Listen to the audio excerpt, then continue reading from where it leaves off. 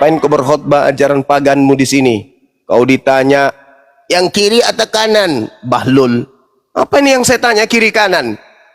Sudah jelas-jelas Kristus telah menebus Kristen dari kutu hukum Taurat. Yang mana, kiri apa kanan? Coba kau di sini ku remas mulutmu.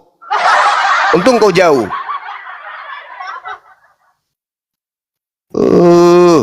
Yang disalib yang mana? Yang pakai sempak warna pink atau ungu?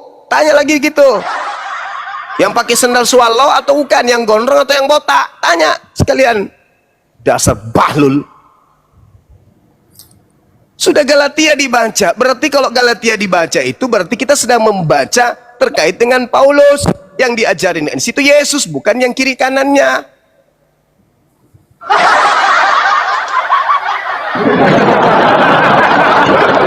Ada saja caranya orang-orang Kristen ini.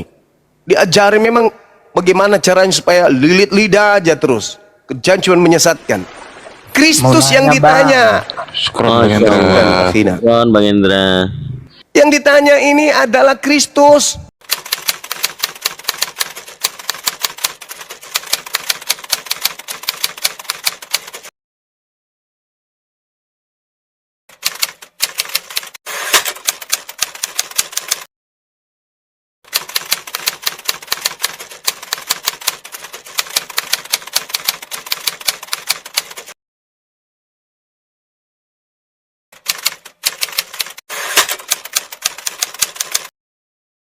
Tidak memperlihatkan pekerjaan apa yang mesti aku kerjakan. Yohanes 4 nomor 34.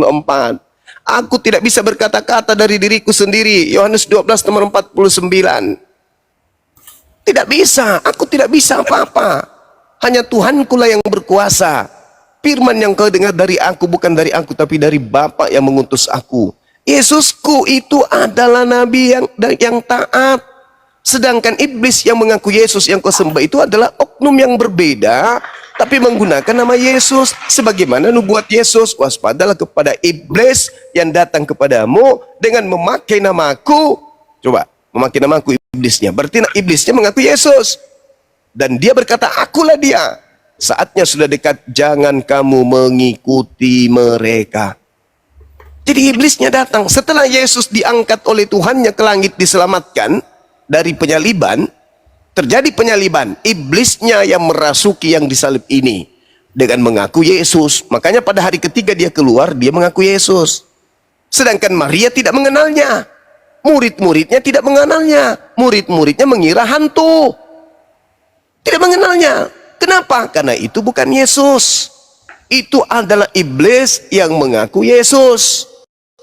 Yesus sudah pesan, waspada, ada penyesat setelah ini, namanya Yesus. Dia berkata, akulah Yesus, akulah dia, mengaku Mesias. Waspada, dia akan menyesatkan banyak orang. Orang Yahudi kudu waspada. Kalian ini tidak waspada, malah merangkul.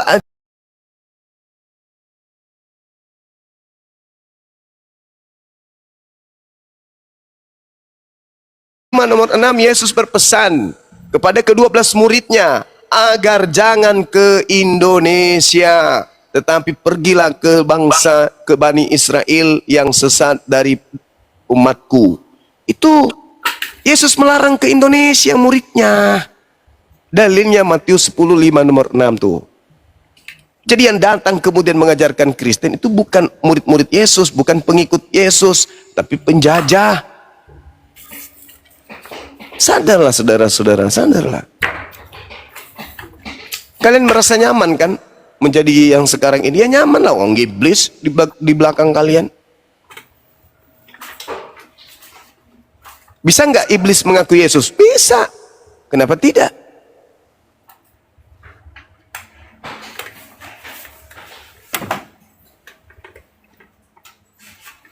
Bisa nggak iblis mengaku pencipta langit dan bumi? Nggak bisa. Nggak bisa iblis mengaku pencipta langit dan bumi, nggak bisa. Nggak ada itu iblis mengaku akulah pencipta langit dan bumi, itu nggak ada. Makanya Yesus tidak pernah mengaku Tuhan. Yang palsu pun tidak pernah mengaku Tuhan. Karena iblis tidak kuasa menyamar-nyamar Tuhan. Tapi kalau nyamar Yesus bisa. Coba ada nggak di Bible ada iblis mengaku Tuhan? Atau di Al-Quran iblis mengaku Tuhan? Nggak ada. satu-satunya kandidat yang bisa disamar-samarkan. Iblis yang datang ke Gua Hira itu iblis. Juma. Tidak ada di Gua Hira itu dia mengaku iblis, nggak ada. Kalau sekiranya iblis yang datang di Gua Hira, maka dia akan sabar dulu Bang. Sabar, gantian kita. Habis ini kan Anda bernarasi yang tadi nyelekik kali ya. Kalau iblis yang datang di Gua Hira, sabar Bang, sabar. Habis ini Anda ngomong. Ya, pelan-pelan kita ya. Terus kau itu. Habis ini Anda ngomong ya. 30 detik. Kalau iblis yang datang di Gua Hira, maka iblis itu akan mengaku Isa Al-Masih. Wahai Nabi Muhammad, ya paman, akulah Isa Al-Masih. Pergilah ke seluruh bangsa, wahai Nabi Muhammad, ajarlah seluruh manusia untuk menjadi pengikutku. Itu kalau yang datang itu iblis.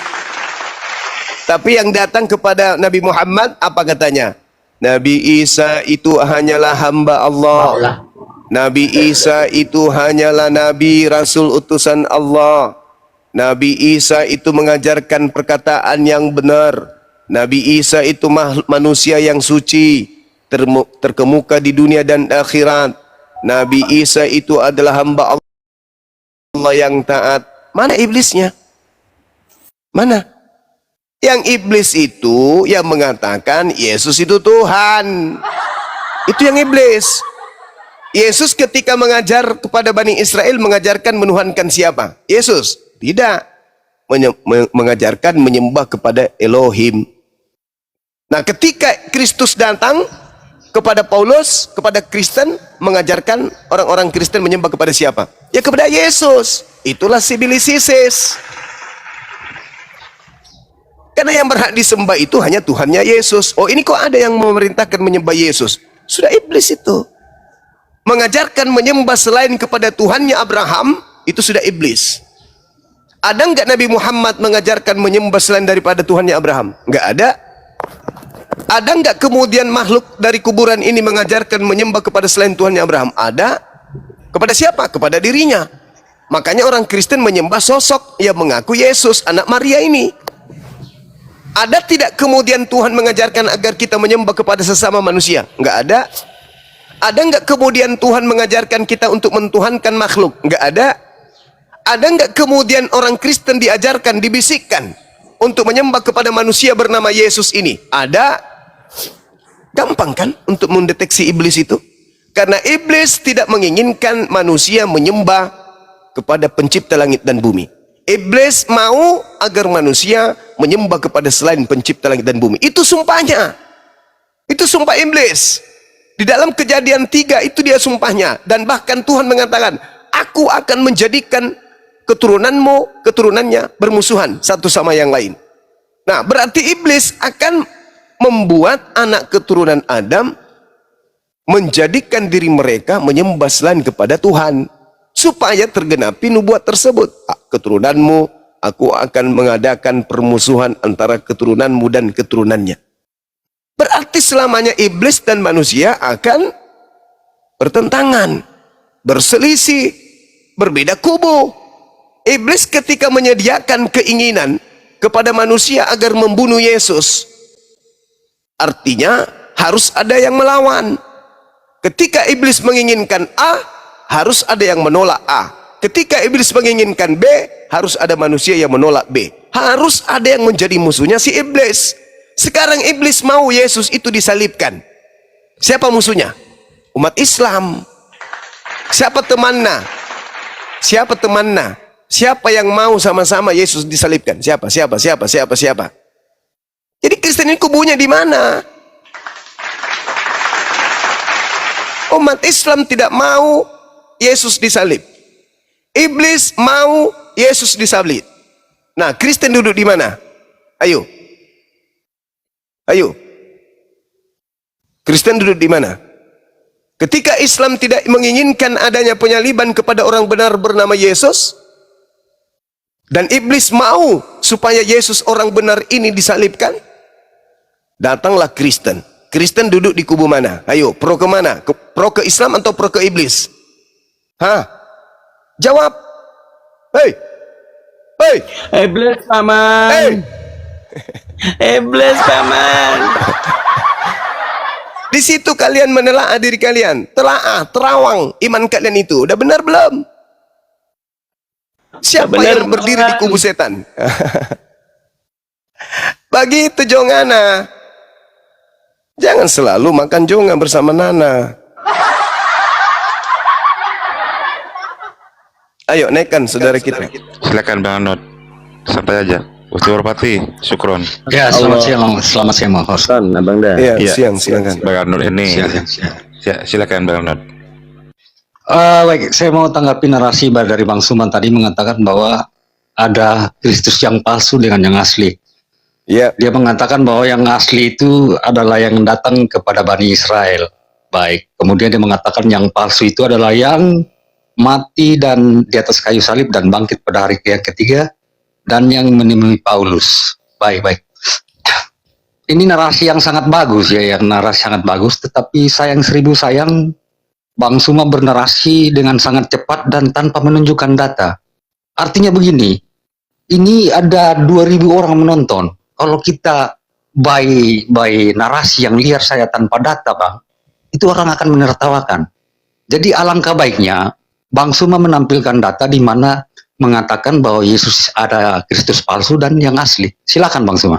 oke, baik. Saya ambil dari Al-Quran. A'udzubillahi minasyaitonirrajim. Wa ma qatalu wa ma salabu walakin syubbiha lahum. Mereka tidak membunuh Nabi Isa, melainkan yang mereka lihat adalah seakan-akan yang mereka bunuh adalah Nabi Isa. Berarti ada pembunuhan, ada penyaliban, tapi bukan Nabi Isa yang dibunuh. Petrus berkhotbah di dalam Kisah Para Rasul 2 nomor 29, nomor 30, 31, 32, 33. Apa khotbah Petrus? Daud adalah nabi dan makamnya masih ada di tengah-tengah kita.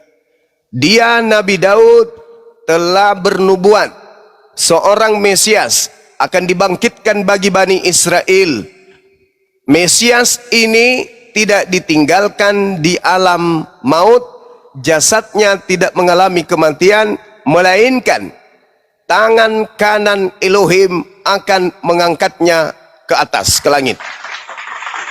Baik, saya tanggapi ya. Ya, Saya silakan. meminta begini, kalau misalnya ada yang asli, tentu ada yang palsu. Yes. Kita mengetahui yang palsu itu dari mana, tentu dengan membandingkan dengan yang asli. Oke. Ya kan begitu logikanya.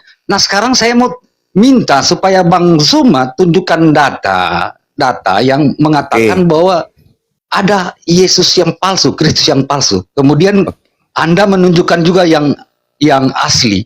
Oh, karena ciri-cirinya dari yang asli itu berbeda, makanya saya katakan yang palsu.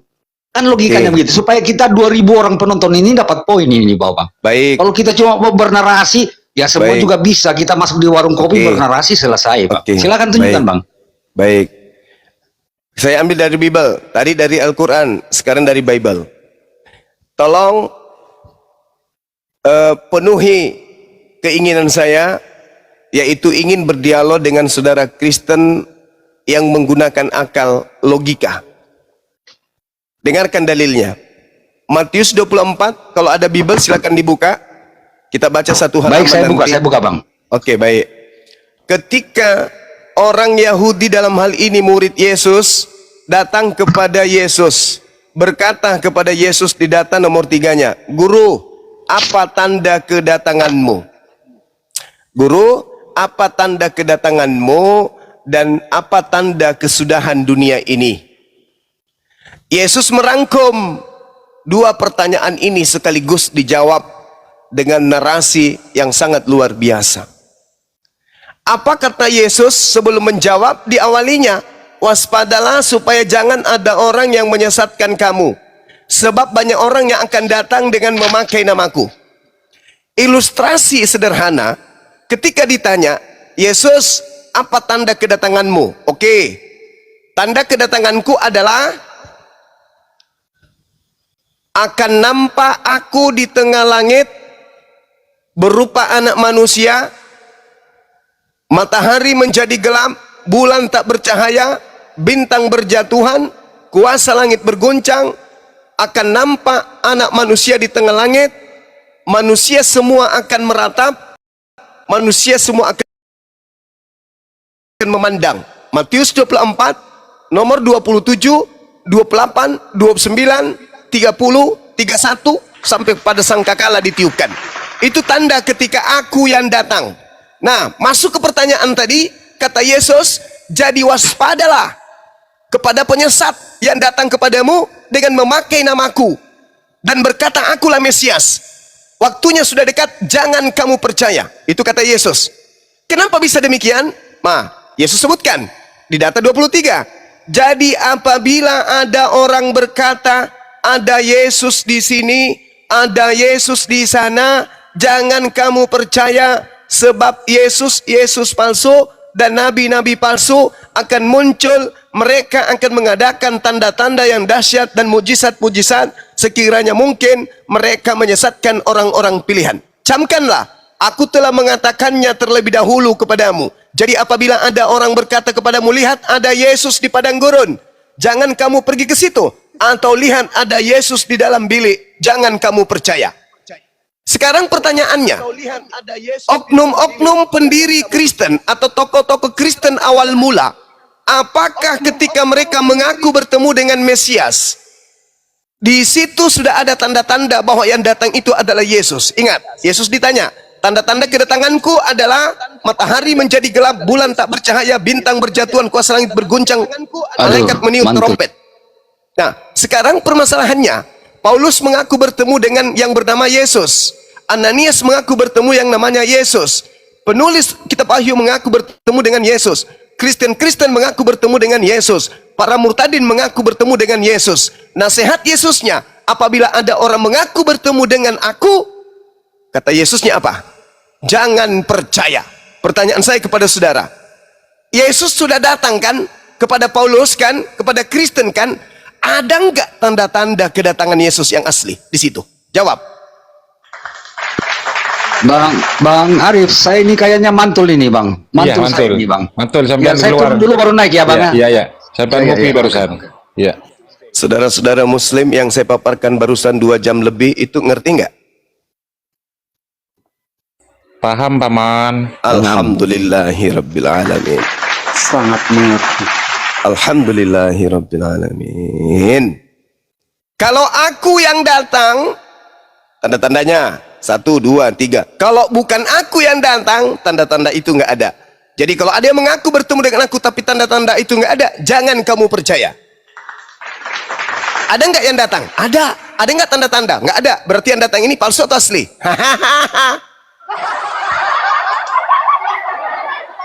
Silakan naik lagi kembali, Bang. Ingat, saya cinta, saya rindu, saya pingin hasrat saya terpenuhi berdiskusi dengan orang Kristen yang berakal sehat. Silakan. Kalau yang diikuti Kristen hari ini adalah Yesus asli, kiamat sudah di abad pertama. Karena kalau dia yang datang dibarengi dengan tanda kiamat. Silakan saudara Andi Kambau. Bagaimana menurut saudara? Silakan ditanggapi.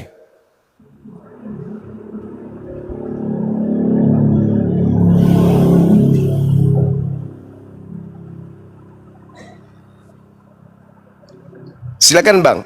Kalau yang asli datang, tanda-tandanya. Kalau yang palsu datang, tidak ada tanda-tanda itu. Pertanyaan saya, Bang. apakah ketika Paulus in the gang dan Kristen-Kristen mengaku bertemu dengan Yesus, apakah tanda-tanda kedatangan Yesus asli ada pada mereka? Silakan. Baik. Kita jangan lari ke situ dulu, Bang.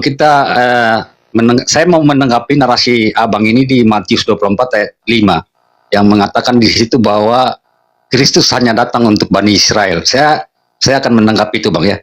Jadi perikopnya di sini adalah permulaan penderitaan. Baik, saya akan menjawab itu. Kita akan coba membaca dari ayat 4. Jawab Yesus kepada mereka, waspadalah supaya jangan ada orang yang menyesatkan kamu, sebab banyak orang akan datang dengan memakai namaku dan berkata akulah Mesias, dan mereka akan menyesatkan banyak orang. Ini kan yang Abang berusaha menarasikan itu, bahwa inilah Yesus yang asli itu karena dia memperingatkan tentang kedatangan Mesias yang palsu itu. Baik, tapi kita coba untuk baca ke ayat 6 dan 7. kamu akan mendengar deru perang atau kabar-kabar tentang perang. Namun berawas-awaslah, jangan kamu gelisah sebab semuanya itu harus terjadi. Tetapi itu belum kesudahannya, sebab bangsa akan bangkit melawan bangsa dan kerajaan melawan kerajaan. Akan ada kelaparan dan gempa bumi di berbagai tempat. Jadi tentang kedatangan Mesias palsu itu sangat jelas dijelaskan di ayat 6 dan 7. Itu akan ada tanda-tanda. Bangsa-bangsa akan berperang, ya kan? Kemudian akan terjadi gempa bumi di mana-mana. Nah sekarang itu apakah sudah pernah terjadi, Bang? Ini pertanyaan saya kepada Abang Suma. Silakan Bang Suma menjawab. Oke. Pada saat kemudian Imperium Romawi melakukan penekanan terhadap orang-orang pengikut Yesus, itu terjadi tuh. Bencana alam terjadi, perang terjadi di mana-mana. Murid-murid Yesus dikebiri, murid-murid Yesus itu ditangkap, dibunuh dan seterusnya. Anda boleh baca di kitab MKB bagaimana orang-orang Roma datang menghancurkan, membakar, membunuh setiap manusia yang membaca kitab Torah atau menyimpan kitab Torah. Semua Torahnya Yahudi di Yerusalem, di Palestina itu dibakar habis. Itu peperangan terjadi. Terjadi pada masa itu. Bahkan Paulus sendiri mengakui menganiaya baik laki maupun perempuan pengikut Yesus itu dihabisin sama dia. Itu terjadi. Jadi tidak ada yang tidak terjadi. Sekarang permasalahannya adalah ketika Paulus mengaku bertemu dengan Yesus, tanda-tanda yang Yesus sebutkan itu ada enggak? Itu dulu. Baik, saya akan coba menjawab. Karena kita lari lagi kepada yang palsu itu. Yang dimana Abang Suma tadi menarasikan bahwa yang palsu itu, yang palsu adalah yang mati di atas kayu salib dan yang menemui Paulus. Baik, kita coba sebentar Bang. Saya buka di Kisah Para Rasul 9 ayat 3 dan seterusnya. Sebentar saya buka data Bang ya.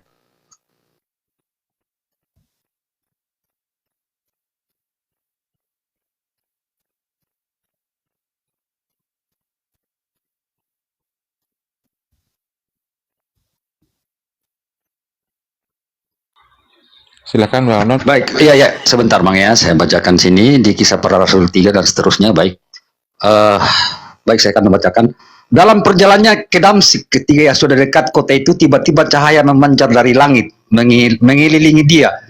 Ia rebah ke tanah dan mendengar, dan kedengaranlah olehnya suatu suara yang berkata kepadanya, Saulus, Saulus, mengapa engkau menganiaya aku? Jawab Saulus, siapakah engkau Tuhan? Katanya, akulah Yesus yang kau aniaya itu. Tetapi bangunlah dan pergilah ke dalam kota, di sanalah dikatakan kepadamu apa yang harus kau perbuat. Baik, di Kisah Para Rasul 2, Kisah Para Rasul 9 ayat 3 dan seterusnya ini menggambarkan tentang pertemuan Paulus dengan Yesus itu melalui suara yang terdengar tanpa menunjukkan wujud, tetapi terdengar suara. Yang saya mau tanya di sini, apanya, dasar apa Bang Suma mengatakan bahwa yang bertemu dengan Paulus ini adalah yang palsu, Bang? Nah, Coba, silakan, Bang. tanda-tanda yang dimaksud Yesus ada nggak ketika Paulus itu mengaku bertemu Yesus? Ada nggak? Tanda-tanda apanya, Bang? Maksudnya tanda-tanda bagaimana? Nah, kan Yesus ditanya sama gurunya, muridnya, apa tanda kedatanganmu? Tanda kedatanganku adalah, maksudnya bagaimana nih Bang Suma pertanyaannya? lah kan Yesus ditanya di Matius 24 di Bukit Zaitun. Ditanya sama muridnya, apa tanda-tanda kalau kamu yang datang? Datang untuk kedua kali maksudnya itu, Bang. Ya, iya, bukan, makanya yang datang kepada Paulus itu siapa? Ini datang, kalau dia datang kedua kali, Abang Kusuma, dia akan datang Ya, yang datang kepada Paulus itu siapa? dengan berarti? menampakkan diri dengan penuh kemuliaan, Bang. Sedangkan di sini tidak ada dia menampakkan diri, Bang. Coba ini cuma Anda suaranya, baca Bang. 1 Korintus 9 nomor 1. Yesus menampakkan diri kepada Paulus. Sebentar Bang, kita bahas ini dulu, Bang. Karena di sini tidak ada Yesus menampakkan diri secara nyata. Berarti Cuma bukan suaranya Yesus. aja. Berarti palsu itu. Aduh, itu maksudnya yang Abang maksud itu. Loh, kalau gimana? dia datang di kedatangan kedua kali nanti itu, dia akan menampakkan diri dengan wujud asli itu dan penuh memang kemuliaan, kedatangannya Bang. cuma 2 kali. Kedatangannya memang cuma 2 kali. Makanya Ya, dia katakan inilah kalau ada orang yang mengaku bertemu dengan aku, itu bukan aku. Sebab kedatanganku yang kedua tanda-tandanya ini. Jadi kalau ada yang mengaku, lagian kan Yesus sudah mengatakan akan ada penyesat mengaku aku, tetapi tidak memiliki tanda-tanda itu bukan aku, jangan kau percaya. Justru karena Paulus mengaku bertemu dengan Yesus, tapi tidak ada tanda-tanda itu, Yesus mengatakan jangan kamu percaya. Coba Anda baca nomor 23. Jadi apabila ada orang berkata kepada kamu, lihat ada Mesias di sana, lihat ada Mesias di sini, jangan kamu percaya. Sebab Mesias palsu dan nabi-nabi palsu akan datang melakukan banyak tanda mukjizat dan tanda yang dahsyat dan mukjizat sekiranya mungkin menyesatkan orang-orang pilihan. Nah, ketika Paulus mengaku bertemu Yesus di padang gurun, apa nasihat Yesusnya? Percaya atau jangan percaya?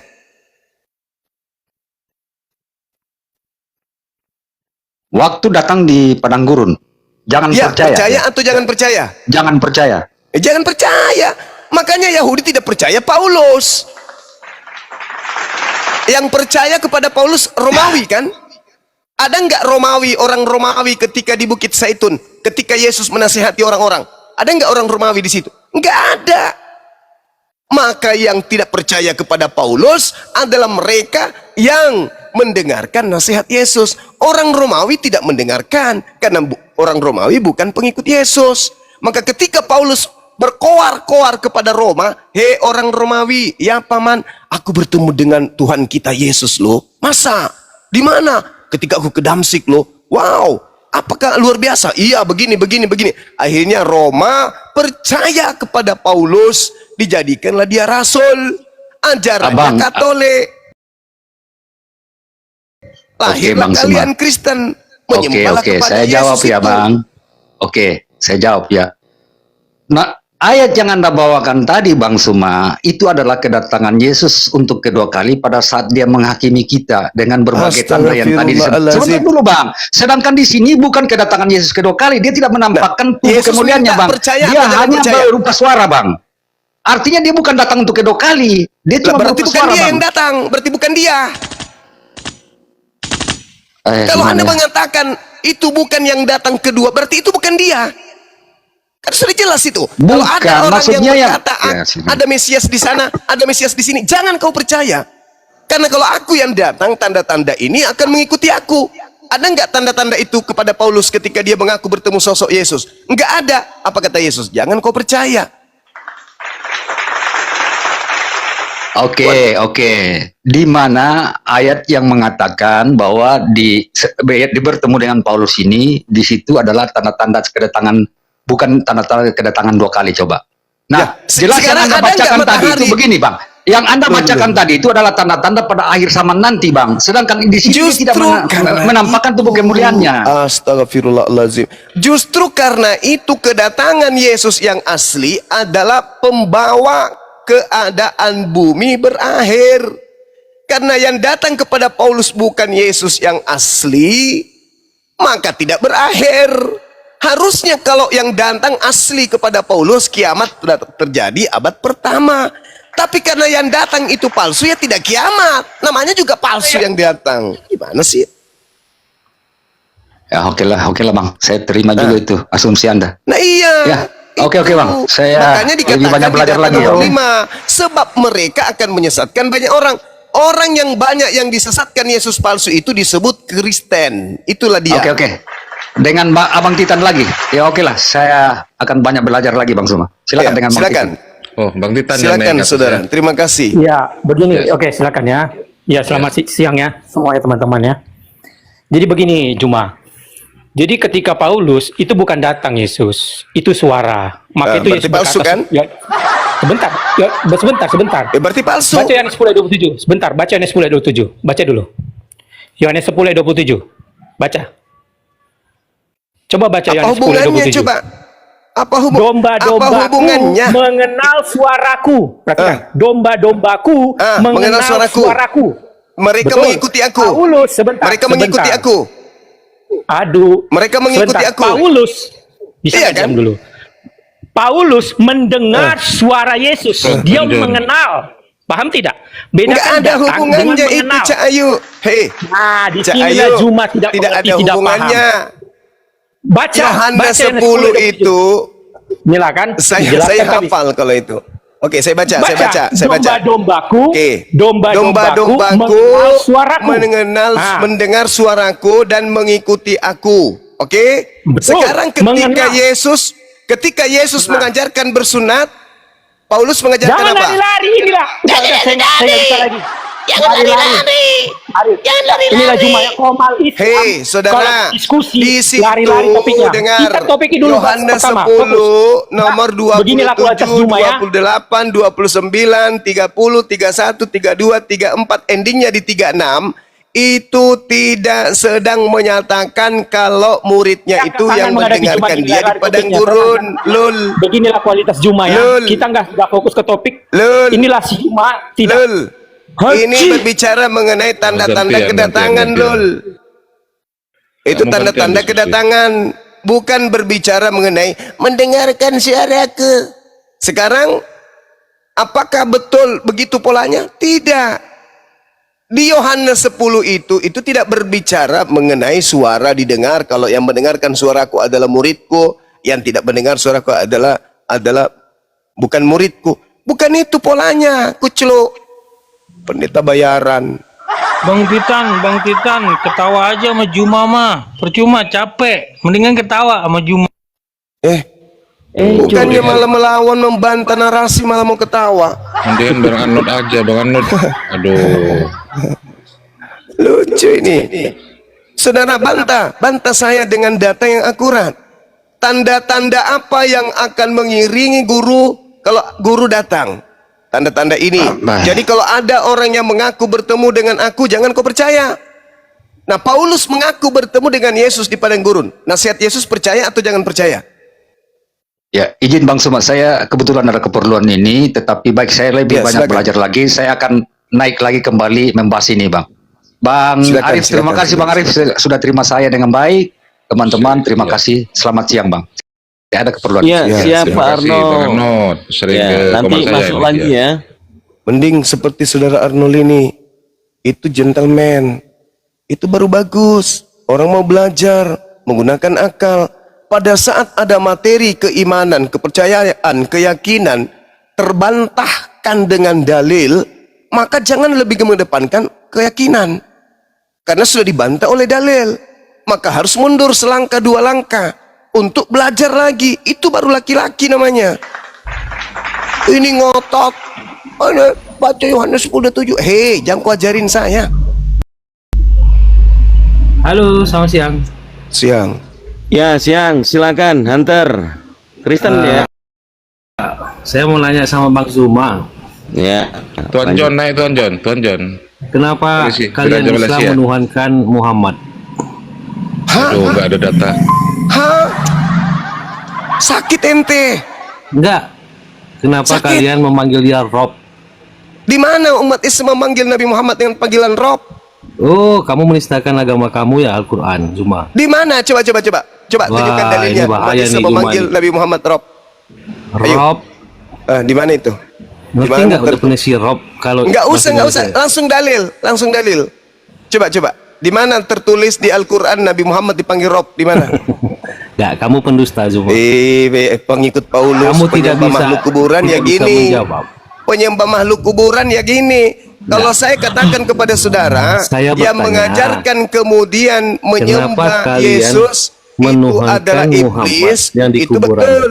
Tapi kalau Anda menuduh kami menyembah umat Islam, apa menyembah Nabi Muhammad? Dalilnya mana? Nah, inilah artinya apa yang disampaikan Al-Qur'an itu betul. Wa ikhwanuhum wa yumutunahum fil ghayyi tsumma la yukasirun. Orang kafir itu saudaranya setan. Dia, orang kafir ini, membantu setan di dalam setan misinya menyesatkan manusia. Kalian orang-orang kafir adalah pembantu-pembantu setan di dalam menyesatkan manusia dan mendurhakai Tuhan. Itu buktinya. Kamu datang membawa data umat Islam menyembah kepada Nabi Muhammad.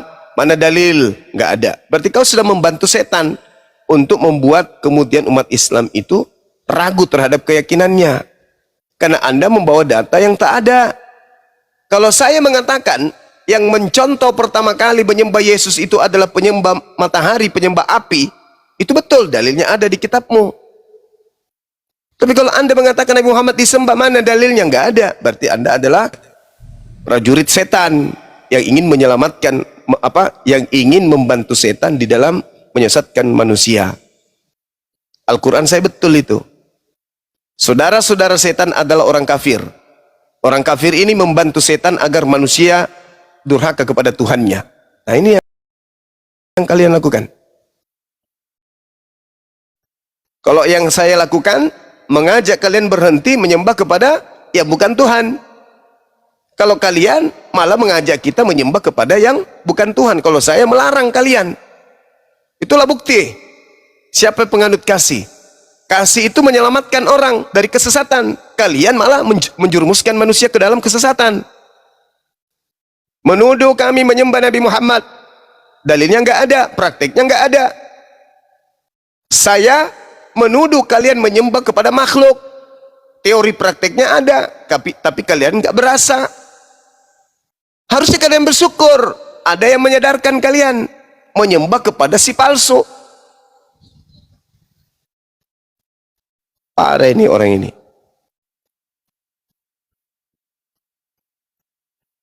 Assalamualaikum Pak Ketua Umum Ustaz Alif. Waalaikumsalam warahmatullahi wabarakatuh. Ustaz Alif.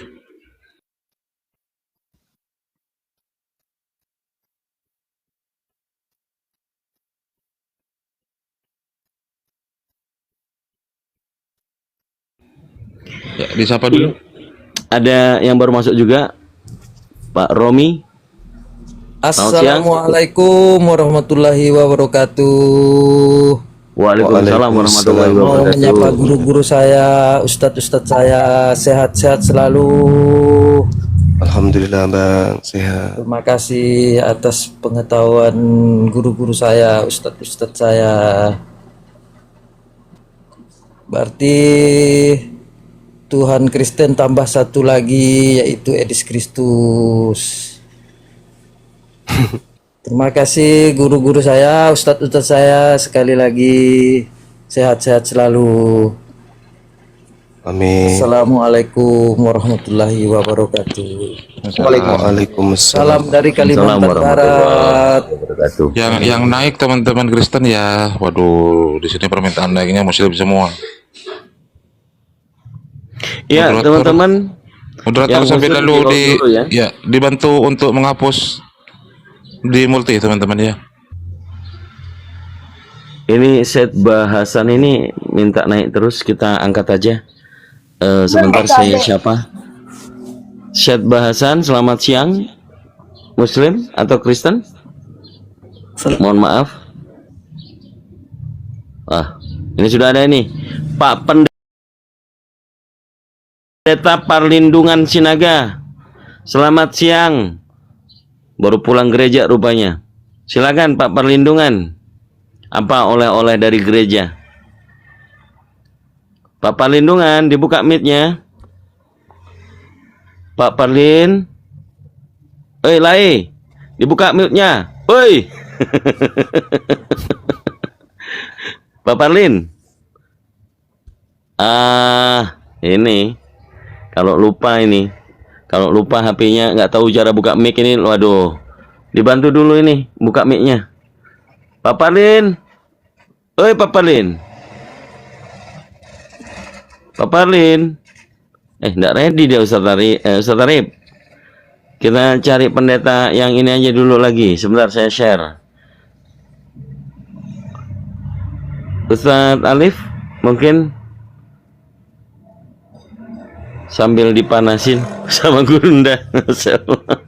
Ini Oten hari Minggu kayaknya lagi nafsu semua sama Gurunda, sama Bang Zuma. Kenapa rupanya Gurunda?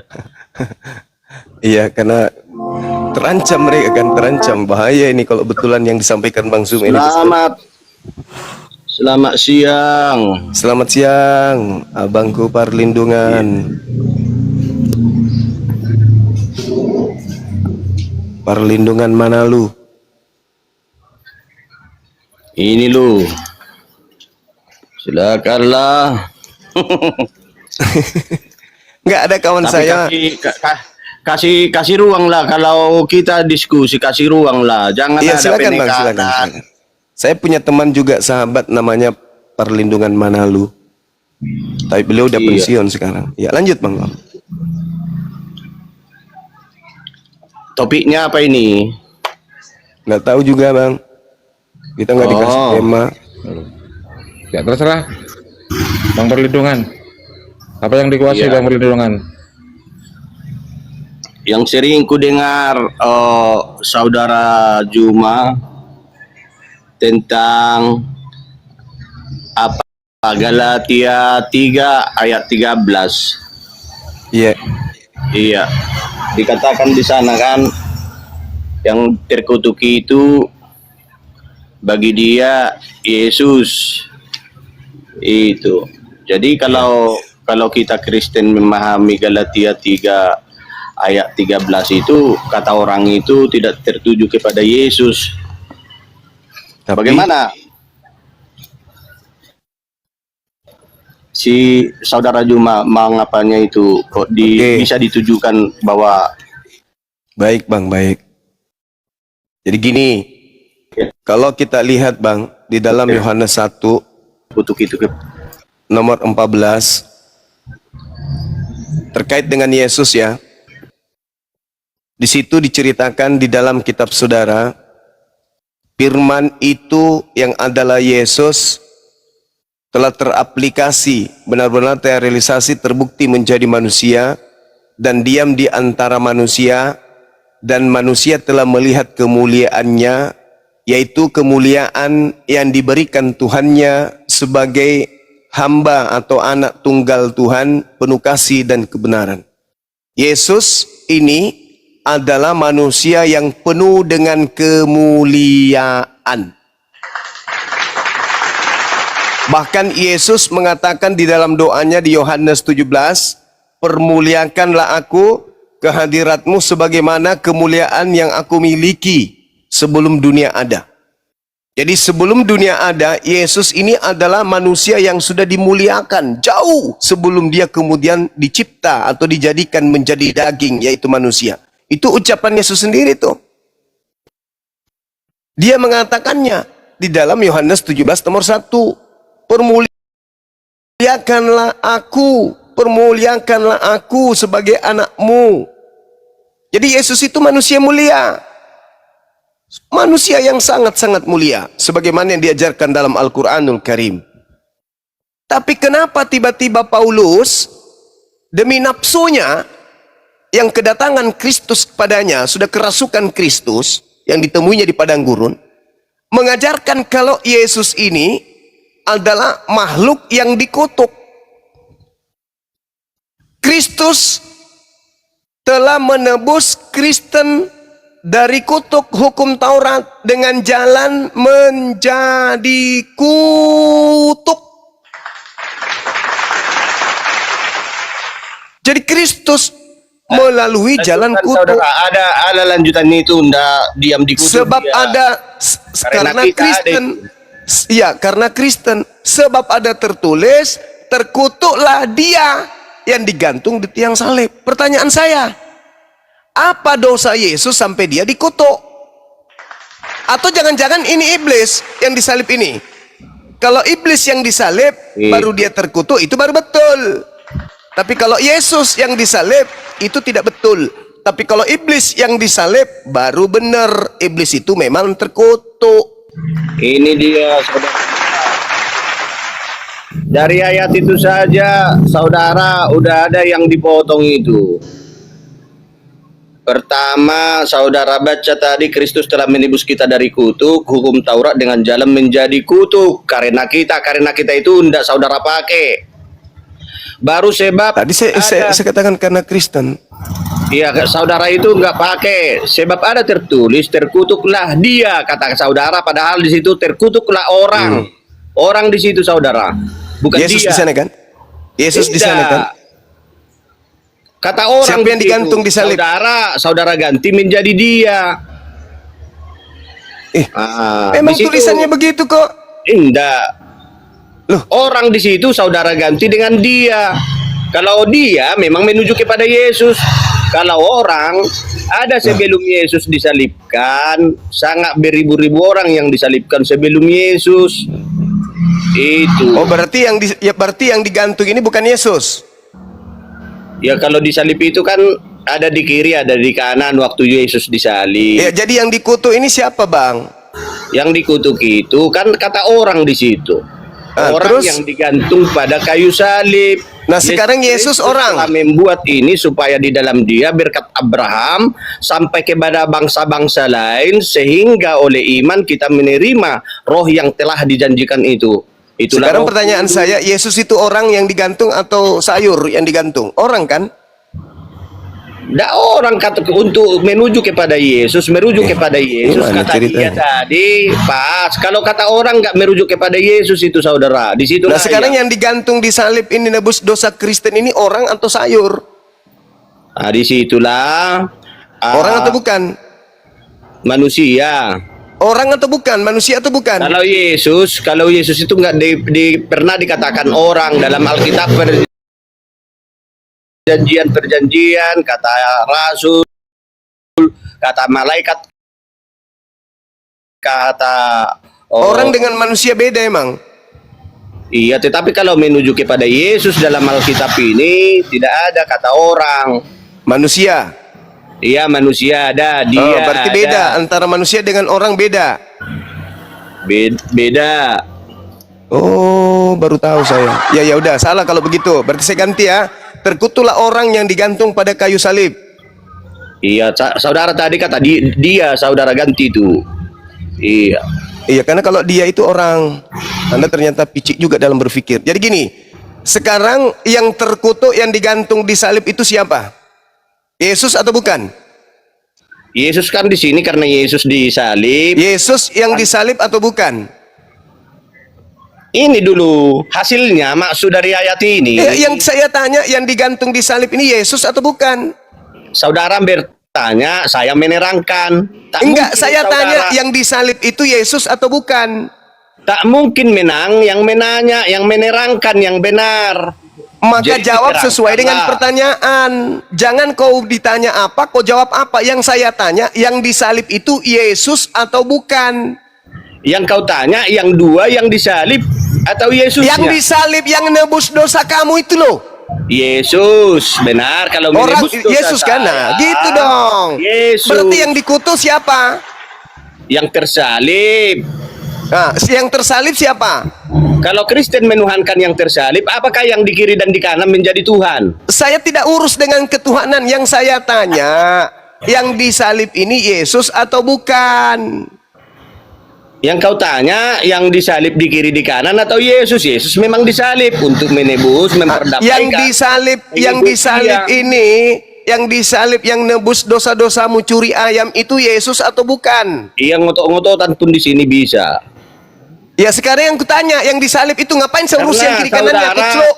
Saudara yang bertanya nggak pernah mengalah, padahal penanya Yang saya tanya, yang disalib ini bukan kiri Iya. kanannya, kampret. Biasanya- Yang saya tanya, yang disalib untuk kau Dengar itu dulu, berbuat dosa saudara. bebas, itu biasanya siapa? penanya itu yang tidak tahu apa-apanya si penanya. Karena saya bertanya kepada asu. Iya. Karena yang bertanya itu tidak tahu apa-apa, jadi diterangkanlah kepada Ya si asu penanya. cuman bisa menggonggong. Au au au au au. Sudah jelas yang saya tanya itu yang disalib untuk dosa kau mencuri ayam. Ngapain saya tanya kiri kanan itu? Sementara Paulusnya memfitnah Yesus telah mati terkutuk, Ketahuilah kampret. yang Kena kau kan? dengar dulu saudara. Saya enggak mau dengar. Jadi Kau bahlul, kalau ngapain yang saya dengarkan bertanya anjing itu menggonggong? biasanya orang yang tidak tahu itu, makanya dikasih tahu kalau bagi orang yang bertanya. Jadi Sekarang kalau kita kutanya yang sama menerangkan, Sekarang saya tanya, apa dosa Iya. yang dilakukan Yesus sampai dia harus dikutuk? Jawab. iya. Kita baca dalam kitab Yohanes, karena dia bukan menghakimi dunia tetapi mau menyelamatkannya, maka Bapa mengutus dia datang ke dunia ini sebagai jalan memperdamaikan manusia, tidak lagi dihukum. Udah kau ke gereja sana, kau ke melainkan gereja. untuk Kau ke gereja diselamatkan. sana, ke gereja. Ambil alu bekas cobek lombok, masukkan ke anusmu. Itulah. Kau ke gereja sana.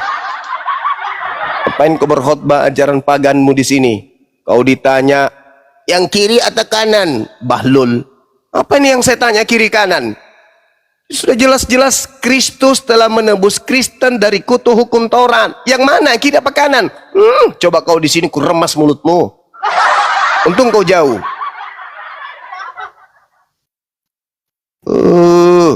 Yang disalib yang mana? Yang pakai sempak warna pink atau ungu? Tanya lagi gitu.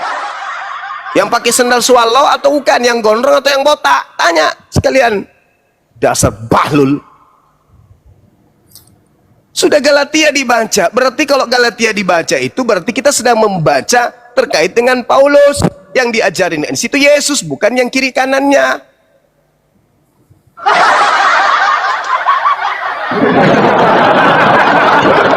Ada saja caranya orang-orang Kristen ini. Diajari memang bagaimana caranya supaya lilit lidah aja terus. Kerjaan cuma menyesatkan. Kristus yang ditanya. Syukron Bang Hendra. Bang Hendra. Yang ditanya ini adalah Kristus. Emang yang kiri kanannya juga Kristus? Bang, nanya hadis Nabi pakai baju Aisyah dong. Di kitab mana itu? Di kitab mana? Coba kau bacakan kitab gundulnya dulu supaya kita tahu itu sahih atau tidak. Kitab gundul kau bacakan sini. Ingin saya tahu kelasmu udah nyampe ke hadisnya. Ku sedang Umat terjemahan ini penyembah makhluk kuburan. Entah apa-apanya dibawanya. Ayo Sahih Bukhari, Muslim, Nabi Muhammad. Bacakan original teksnya. Saya nggak ngerti. Saya nggak paham. Original teks kau bacakan. Biar saya tahu asbabul urutnya kayak mana, siapa isnadnya di situ. Ayo bacakan. Nabi pernah berbaring. Bahasa aslinya kau baca, kuclu pemakan babi. Aduh, kalau bahasa asli udah, kau turun sana. Kau sana coli sana sama pendetamu sana. Bahas hadis sok paten. Bibel aja nggak paham hadis bawanya. Kampret. Kau loloskan dulu dirimu. Loloskan dirimu dulu dari Bibel, baru kau pindah di hadis. Hadis dibahas, orang sekolah puluhan tahun belum tentu bisa. Dia cuma modal babi di mulut, ngunyah asu pagi tadi, bahas hadis. Perbaiki dulu itu pemahamanmu terhadap Bibelmu tuh, baru kau bahas hadis. Hadis itu kaidahnya berat. Orang yang sehat berakal baru bisa masuk ke situ. Kalian ditanya siapa yang disalib, malah balik nanya kiri apa kanan. Dasar Nggak dihargai ya. tidak ada penghargaan bagi orang yang tidak menghargai ilmu. Kalau Anda berdiskusi itu cakupannya ilmu, bukan blow on. Anda tahu sebenarnya yang kutanya itu Kristus, tapi karena Anda belepotan nggak bisa menjawab, larinya kemana-mana. Saya sekarang mewakili diri saya sebagai orang bahlul. Yang sudah digedekan ini yang boleh berbicara. Udah, diam dulu. Palin, diam dulu. Ini yang sudah ada dibesarkan ilmu di nggak atas. ada kau makan sabuk kelapa kurangi itu. Tempurung kelapa tua aja terus kau makan pakai bubur kurangi. Manusia lagi saudara. Diam. Kristen. Diam. Gatal hidung saya gitu ya, mohon maaf. Oke, Immanuel, Bapak silakan Pendeta. Saudara Immanuel. Ya, silakan. Ya, bagaimana apa yang dibahas? Itu Bang, yang tadi katanya Galatia 3 nomor 13 tuh. Kalau anak Maria mustahil dikutuk, tapi kalau setan sudah pasti dikutuk, itu pasti tuh. Sekarang menurut saudara yang dikutuk di tiang salib ini siapa? Yesus. Kalau menurut yang saya pelajari dan saya mendalami, itu sebenarnya dia menyampaikan hal itu oleh karena dosa kita manusia. Ya, itu ilmu dari mana Bang? Ya, karena saya belajar Alkitab. Iya, ilmunya dari mana? Sejauh Anda mempelajari Bible, dari mana ilmunya bahwasanya Tuhan mengutuk orang suci, orang yang dimuliakan, demi menyelamatkan manusia-manusia terkutuk. Di mana dalilnya? Tuhan itu tidak dikutuk, tidak Nah, dikutuk. berarti Yesus yang dikutuk ini siapa? Juma, kau ngomong Ya. baik. Gantian, sabar. Mungkin Anda harus pahami dulu ini apa konteksnya apa itu. Iya, konteksnya sederhana saja. Yesus itu dikutuk. Sekarang pertanyaan saya, adakah Tuhan mengutuk orang yang benar? Setahu saya, yang dikutuk itu setan. Kalau ternyata yang dikutuk ini setan, berarti yang kalian sembah setan kan? Benar nggak?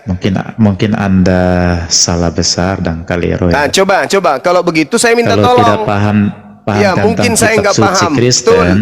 Kemungkinan saya nggak paham, betul. Jangan berasumsi. Nah, sekarang tolong dalam- Anda buktikan ke saya bahwa Yesus ini memang layak dikutuk. Silakan. Silakan, Bang. Silakan. Silakan Anda buktikan Yesus, anak Maria, anak tirinya Yusuf ini memang layak dikutuk. Silakan. Kalau dia itu adalah 100% manusia dan 100% Allah. Enggak peduli Tidak saya, mungkin. dia 100% manusia, Tidak 100% mungkin. agar-agar, saya enggak peduli. Yang saya tanya, buktikan kepada kami di sini, kalau Yesus anak Maria, manusia mulia, yang dikasihi oleh Elohim ini, memang layak dikutuk demi pelaku-pelaku dosa Kristen. Silakan. Aduh. Kok Nggak jadi susah? nyambung ya. Ya kok nggak nyambung? Kan Anda mengimani Yesus anak Maria yang dikutuk di tiang salib. Nah, sekarang apa alasannya dia dikutuk? Apakah pantas dia dikutuk? Apakah dia memenuhi syarat untuk dikutuk? Baik menurut Tuhan maupun menurut akal sehat. Buktikan aja. Kalau setan yang dikutuk, ya memang memenuhi syarat. Kalau penyesat yang dikutuk, memang memenuhi syarat. Dan sebelum dia disalib, dia mengatakan, akulah dia. Yesus berkata, penyesat itu mengaku, akulah dia. Kalau akulah dia yang disalib dan adalah orang yang dikutuk, wajar. Tapi kalau Anda memaksakan itu adalah Yesus, tunggu dulu. Buktikan dulu. Apa dasar Anda mengatakan bahwa yang disalib itu adalah manusia suci? Manusia mulia. Manusia yang dikasihi. Apa alasannya? Waduh, kenapa guru saya di sini dimarah lagi nanti saya ini. Assalamualaikum. Assalamualaikum, Prof. Sanihu. Gurunda. Saya cuman bercanda tadi, guru. Nggak marah-marah, cuman bercanda aja pun. Oh, Pak Lamsed ini. Beliau guru saya. Oh, Profesor Sanihu Profesor Munir. Nih beliau kita pelajari. Beliau banyak. adalah pakar teologi, ya, sepuhnya Iksemoko Ginta aja muridnya. Beliau bersama dengan pendiri YPMA Tauhid, Ayah Sophia. Beliau yang pertama dari Islam yang sampai ke Filipina berdebat dengan Oten. Beliau guru saya. Sehat, Gurunda? Alhamdulillah sehat. Masya Allah. Saya lagi di Manila. Ada urusan keluar. Saya teringat Ya. siapa itu yang menuntut Bang Zuma untuk debat di Manila. saja saya tahu. RK, roh kejahatan, roh kegelapan. Iya, Gurunda. Dalam rangka apa, Guru? Oh, saya jalan-jalan saja. Allahu Akbar, Masya Allah. Iya betul, beliau adalah guru kita, Sanihu Munir. Doakan beliau sehat panjang umur, Masya Allah. Saya mengurus kerjasama antar perguruan tinggi. Allahu Akbar. Kiranya ini Gurunda sukses. Insya Allah. Amin. Apa yang dibahas lagi ini? Tadi ada materi terkait dengan Yesus palsu, Gurunda. Mesias palsu.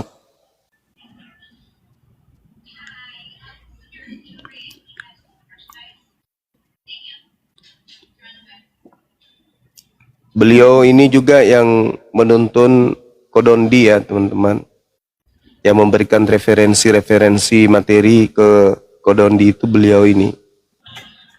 Jadi materi dari Kodondi dengan seperangkat buku-buku, kitab-kitab beliau itu dari beliau materinya. Jadi susah Kodondi itu digoyangkan oleh apologet Kristen karena beliau sudah mendapatkan referensi yang kuat dari beliau. Pak Jiferi, aduh. Ada Pak Jiferi dia di bawah. Scroll Pak Jiferi. Allahu Akbar. Subhanallah. Aduh, Pak Lagi Jiferi. membahas apa ini? Kang Denny juga kirim paus, Masya Allah. Assalamualaikum warahmatullahi wabarakatuh. Beliau Sogo itu mau dicarikan bini keempat katanya. Waalaikumsalam Ustaz Alif. Assalamualaikum warahmatullahi wabarakatuh, Ustaz Alif. Waalaikumsalam. Pak Ketua Umum Apologetik Islam Kira-kira Indonesia. apa yang topik ini? Mengenai Mesias palsu, Gurunda.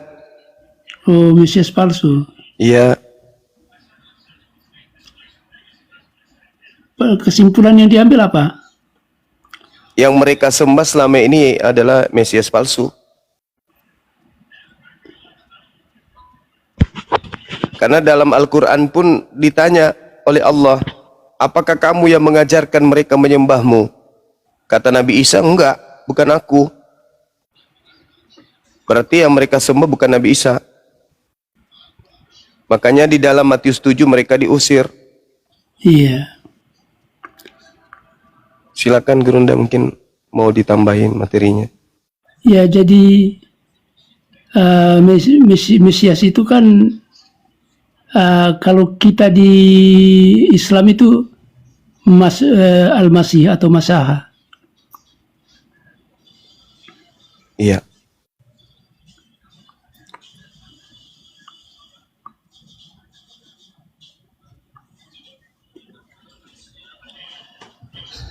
Sayang bukunya saya di Manila, jadi kalau andai kata saya di Kendari, saya satu meja itu buku, satu lemari, dua lemari. Iya, betul. Bang Zuma, Gurunda, kok jadi saya yang terharu ini. Mesias Gurunda. atau Kristus. Ya, beliau memang ini. Terkadang ini. Data-data beliau itu di memori berserak karena ilmunya kan. Berserak, ya. Kadang beliau lupa, kadang beliau masih ingat. Banyak di YouTube materi-materi beliau, diskusi beliau ini. Saya banyak materi dari beliau juga. Masya Allah, betul.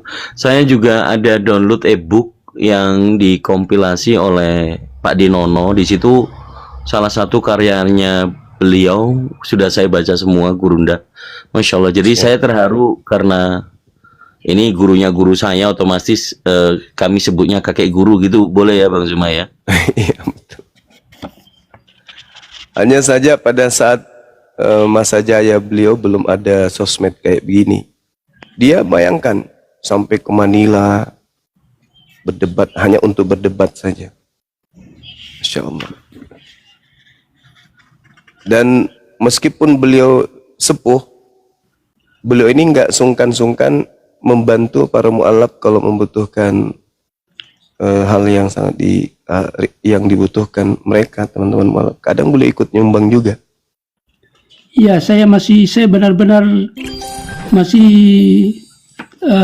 punya tanggung jawab untuk kalau yang mau bertanya atau apa. Jadi saya berikan untuk sekarang ini, saya berikan tentang Mesias. Ya. Mesias anak Allah. Itu menurut E.P. Sanders dalam bukunya Historical Figure of Jesus. Menurut E.P. Sanders, mempercayai Mesias sebagai anak Allah adalah kafir. tolong dicatat. E.P. Sanders, Historical Figure of Jesus di halaman 270. Mempercayai Mesias sebagai anak Allah adalah kafir. Kemudian Allahu Akbar.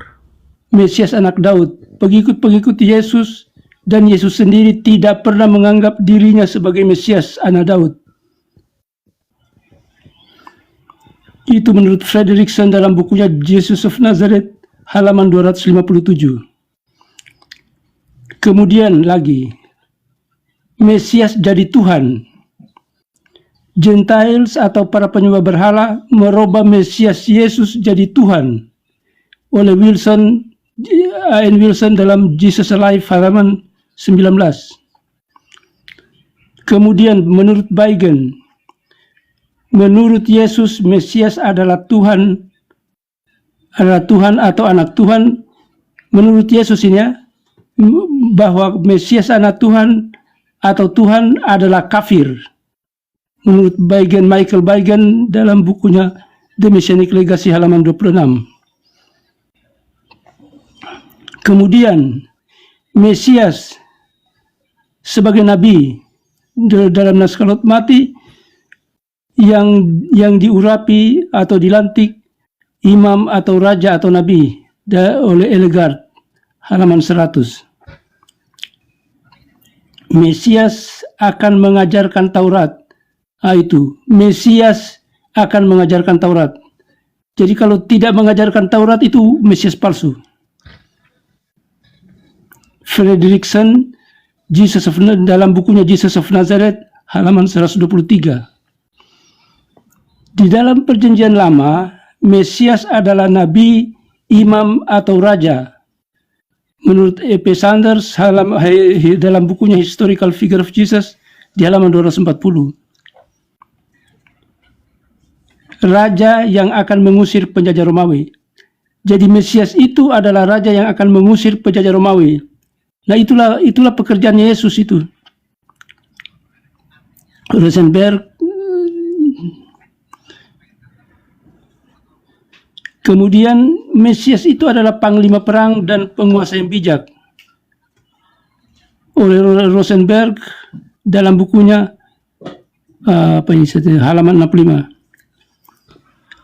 Dalam Edward Gibbon dalam The Decline and Fall of the Roman Empire halaman 265, Mesias adalah raja dan panglima perang. Jadi bukan menyerahkan dirinya untuk dipaku di apa segala macam itu cerita bohong itu. Mesias haruslah menjadi panglima perang dan penguasa yang bijak. Sehingga ketika Yesus tidak memperlihatkan ini, mereka itulah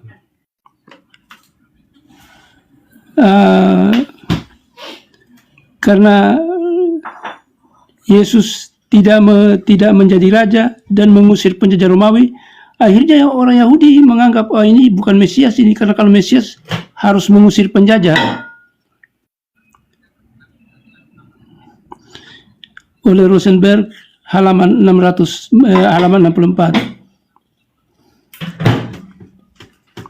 Panglima perang dan penguasa yang bijak. Raja dan panglima perang oleh Edward Gibbon. Ini Rosenberg, Edward Gibbon, jadi banyak. Jadi inilah Mesias itu raja dan panglima perang. Jadi kalau misalnya dia ada yang mati untuk menebus dosa manusia, itu Mesias ada yang diadakan itu.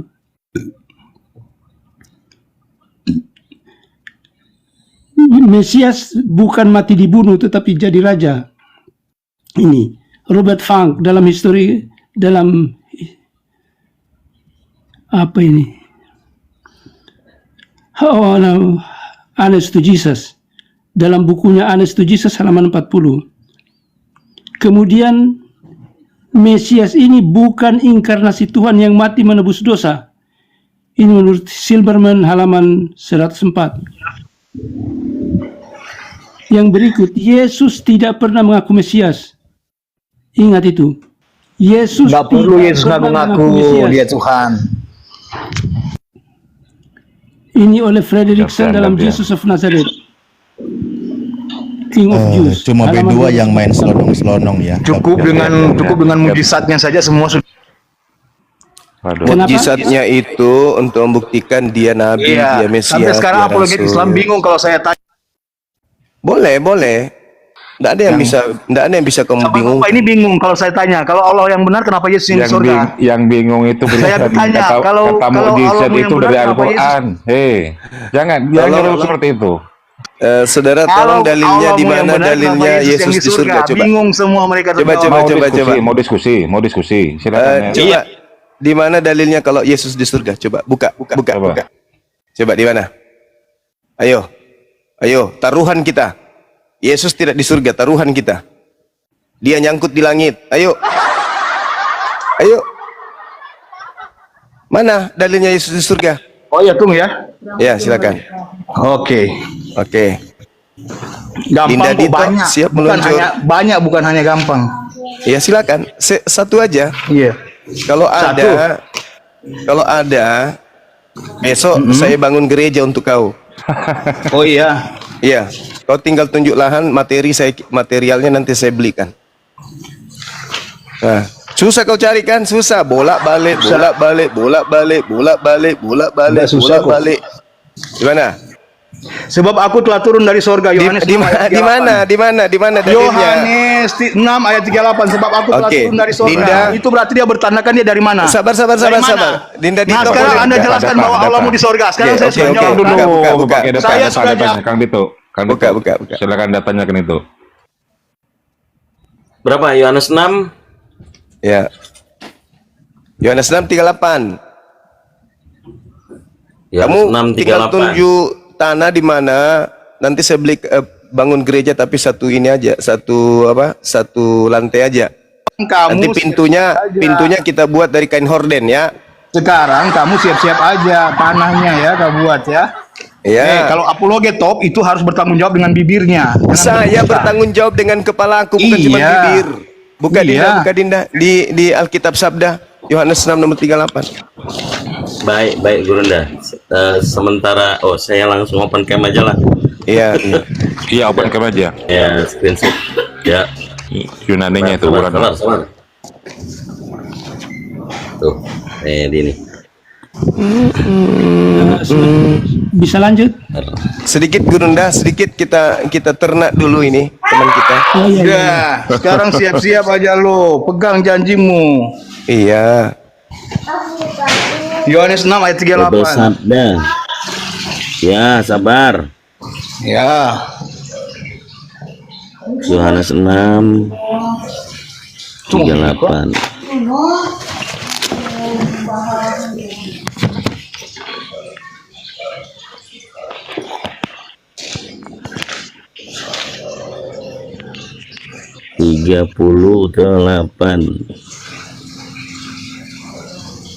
Oke, sudah ready Gurunda? Ya, mana kata surganya di situ ada? Oh, dodol lu buka apa itu dia? Ini pakai Alkitab. Kami nggak pakai itu, pakai Alkitab. Di sini surga. Ini surga. Pakai Alkitab. Mau Ini TB surga nih. TB2 atau TB1 yang saya minta, bukan pakai Sabar yang dulu, Koclok. ciptaanmu Sabar dulu. itu. Sabar dulu. Nih ya, surga ya. Kita cek di sini. Surga. Alah, lu pakai itu. Kami pakai Alkitab, bukan pakai lo. Kami pakai di gereja pakai Alkitab, bukan pakai yang kau buka. Gurunda itu. kepental. Sudahlah. Nih. Oh, Uranus. Uranus. Jangan jadi penipu kau. Uranus. Saya lebih percaya malaikat daripada lo. Ini yang dikatakan oleh malaikat, bukan daripada lo. Hah?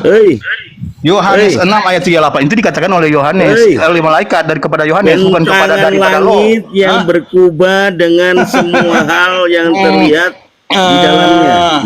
Penipu kau. Di mana? Nipu. Penipu kau. Ini Alkitab kami yang kami pakai, bukan pakai Ini original teksnya nih. Alkitab Sabda. Lu pikir itu kami punya kami itu Ini Uranus. Itu buatan kalian itu Uranus. Ini original pakai teksnya. Alkitab kami bukan Ini original bahasanya teksnya. bahasa Yunani, bahasa Lu pikir Inggris. ini, lu pikir ini Quran yang Jadi teman-teman, terjemahan LAI ini memaksakan kehendak ya. Ini dapat kita lihat.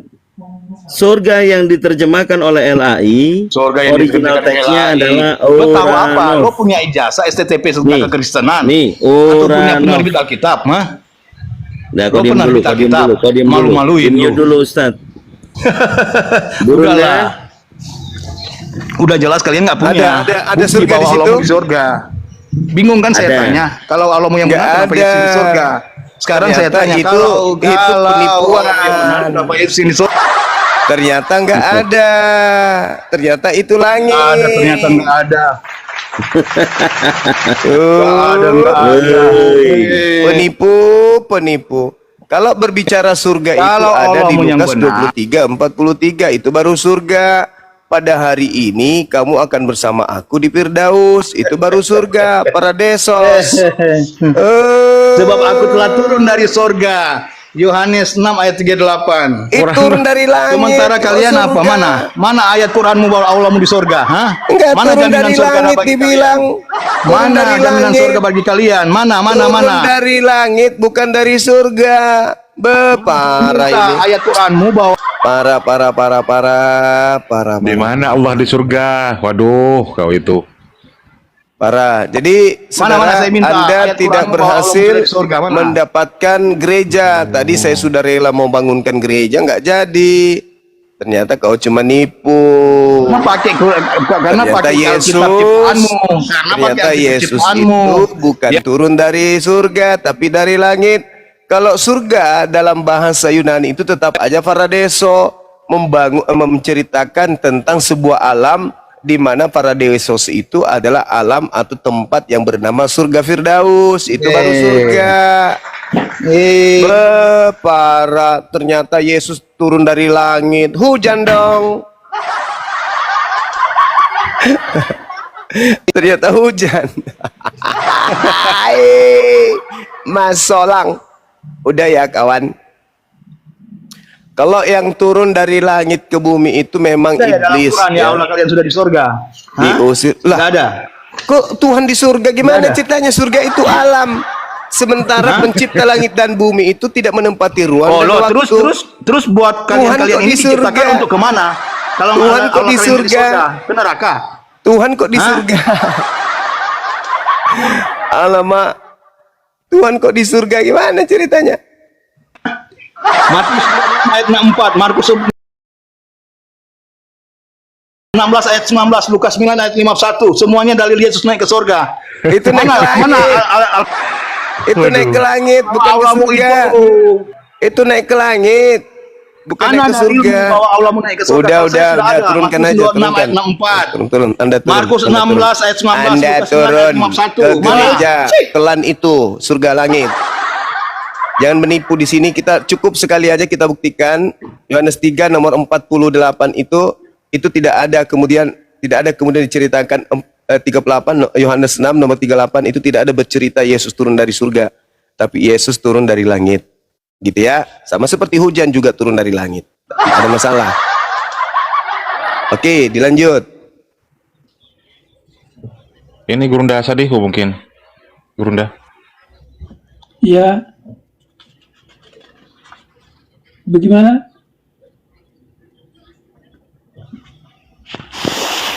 Iya, kenapa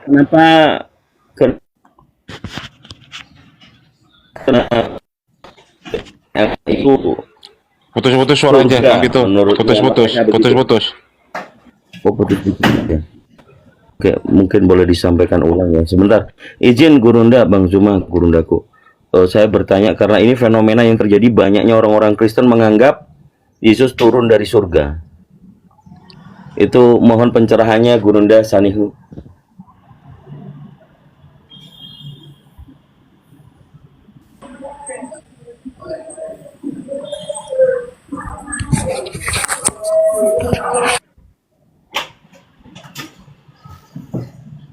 Ya, nanti izin Prof, kalau ada oten-oten yang main seruduk, ayah B2 nggak paham etika, biar kami di bawah yang menanggapi ya.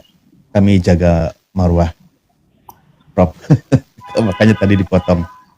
Bagaimana saya masih teruskan? Ya, silakan Gurunda. Ya. Nanti kalau ada yang Ya. mengganggu, biar kami yang sliding. Ya. Ya, gitu. Jadi ini mengenai Mesias ya.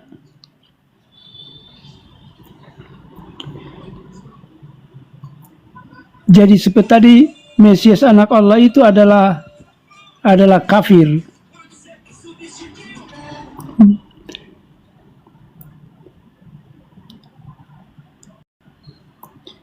Pengikut-pengikut Yesus dan Yesus sendiri tidak pernah menganggap dirinya sebagai Mesias anak Daud.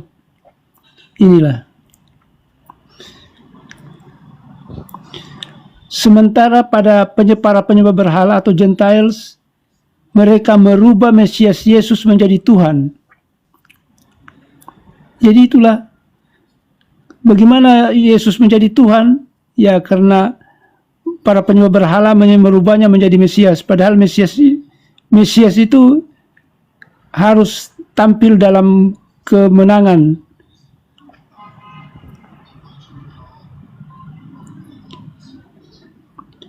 Kemudian di dalam naskah Lot Mati, Mesias itu adalah nabi.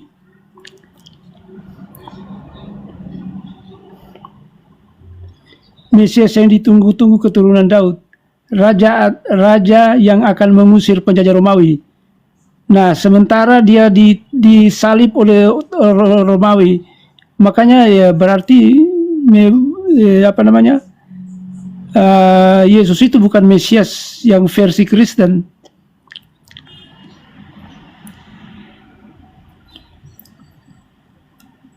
Menurut buku Rosenberg, Panglima Mesias adalah panglima perang dan penguasa yang bijak. Raja dan panglima perang menurut Edward Gibbon. Bukan mati dibunuh tetapi jadi raja. Bukan inkarnasi Tuhan yang mati menebus dosa, Silberman. Yesus tidak pernah mengaku Mesias. Ini saja. Yesus tidak pernah mengaku Mesias. Menurut Fredrickson dalam bukunya Jesus of Nazareth, King of the Jews, halaman 248. Yosefus, sejarawan, tidak mengaku Yesus Mesias atau Kristus. Nah, ini yang penting. Sejarawan yang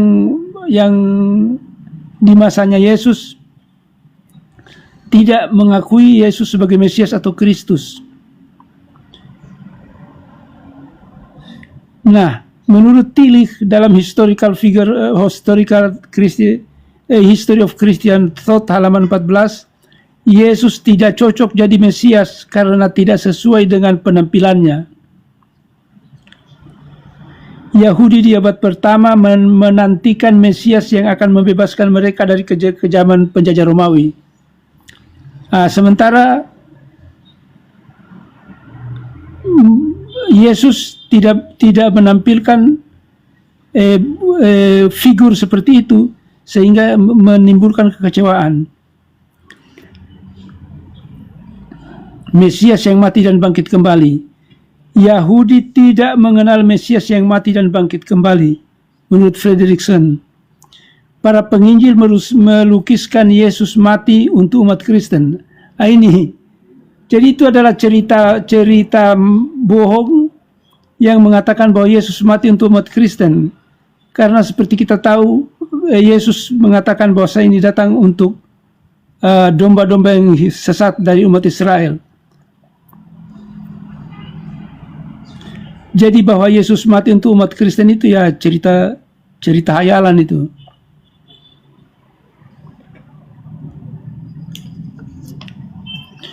Mesias Yesus sama dengan mitra menurut Ian Wilson.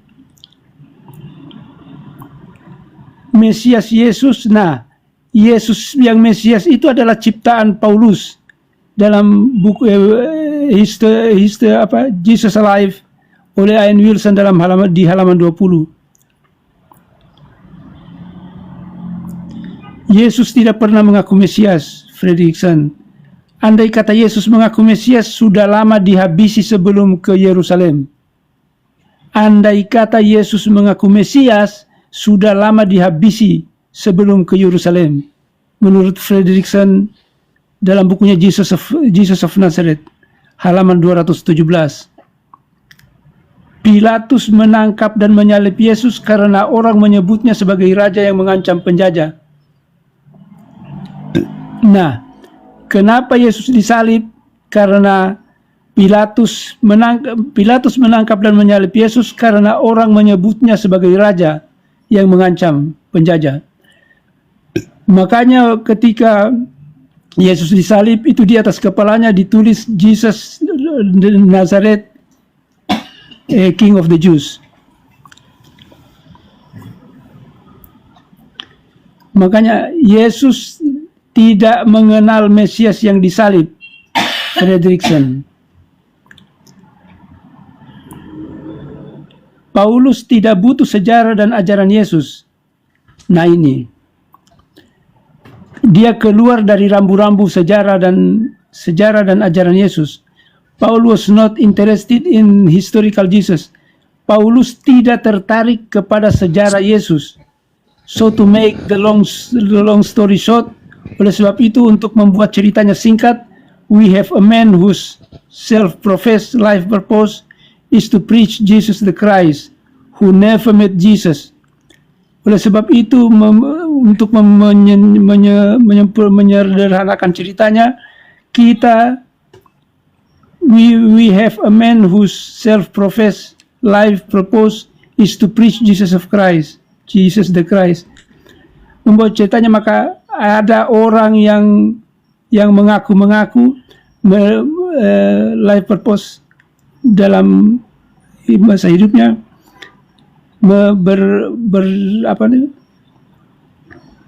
berdakwah atau bahwa Yesus adalah Kristus, who never met Jesus in the flesh. Jadi ini Paulus yang menceritakan bahwa Yesus adalah Kristus. Dia tidak pernah mengenal Yesus, who shows scant interest in the event of Jesus' life. Dia tidak tertarik kepada sejarahnya Yesus, tetapi dia tertarik kepada Yesus yang mati dan bangkit kembali sebagai Kristus penyembah berhala. Ini memakai dalam Jesus the Man and the Myth, halaman 175. Sejarah dan ajaran Yesus harus dikubur. Nah ini, sejarah dan ajaran Yesus harus dikubur karena a myth can only grow around actual historical figure when most of the actual historical fact about the figures already were forgotten. Mitos hanya akan tumbuh ketika figurnya itu sudah tidak ada dan kisah atau cerita tentang figur tersebut sudah dilupakan. Nah, inilah penchant of the opposite myth to history. Menebus dosa Gentile, masukkan dalam Israel. Nah ini, Yesus itu